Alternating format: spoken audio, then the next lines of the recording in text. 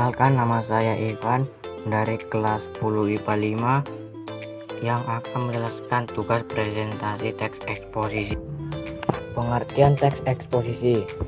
Teks eksposisi adalah paragraf atau karangan yang terkandung sejumlah informasi dan pengetahuan yang disajikan secara singkat, padat, dan akurat. Tujuan teks eksposisi adalah untuk menjelaskan informasi tertentu supaya dapat menambah ilmu pengetahuan pembaca, sehingga dengan membaca teks eksposisi maka pembaca akan mendapatkan pengetahuan secara rinci dari suatu hal atau kejadian. Struktur teks eksposisi: 1.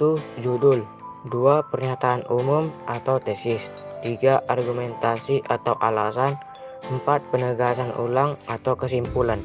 Adapun ciri-ciri teks eksposisi yang diantaranya yaitu singkat dan padat, gaya informasi yang mengajak, penyampaian teksnya secara lugas, dan menggunakan bahasa yang baku.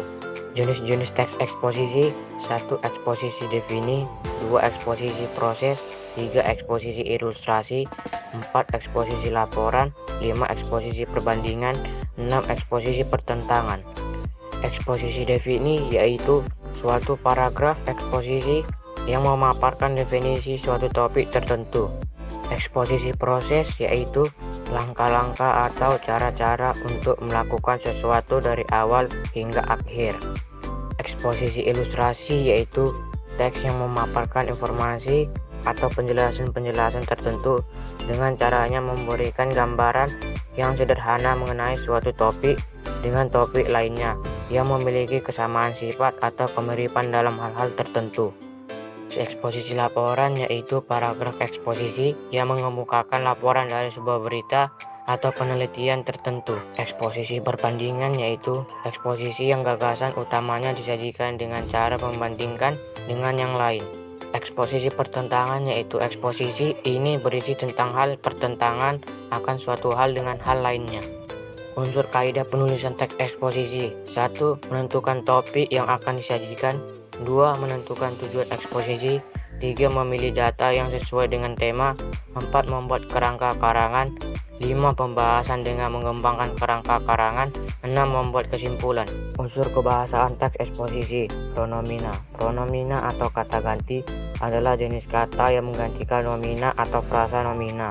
Pronomina dapat diklasifikasikan menjadi dua macam, yaitu pronomina persona dan pronomina non persona. Pronomina persona atau kata ganti orang yaitu persona tunggal, contohnya seperti ia, dia, anda, kamu, dan aku.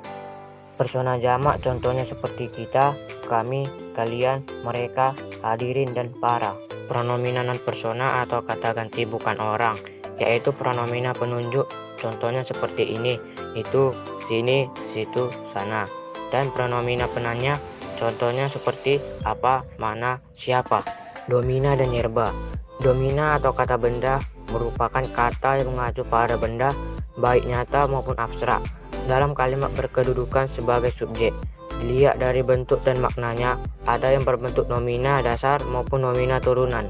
Nomina dasar contohnya gambar, meja, rumah, pisau. Nomina turunan contohnya perbuatan, pembelian, kekuatan, dan lain-lain. Yerba atau kata kerja merupakan kata yang mengandung makna dasar perbuatan, proses, atau keadaan yang bukan sifat. Dalam kalimat biasanya berfungsi sebagai predikat. Konjungsi kata penghubung, contohnya pada kenyataannya, kemudian, lebih lanjut.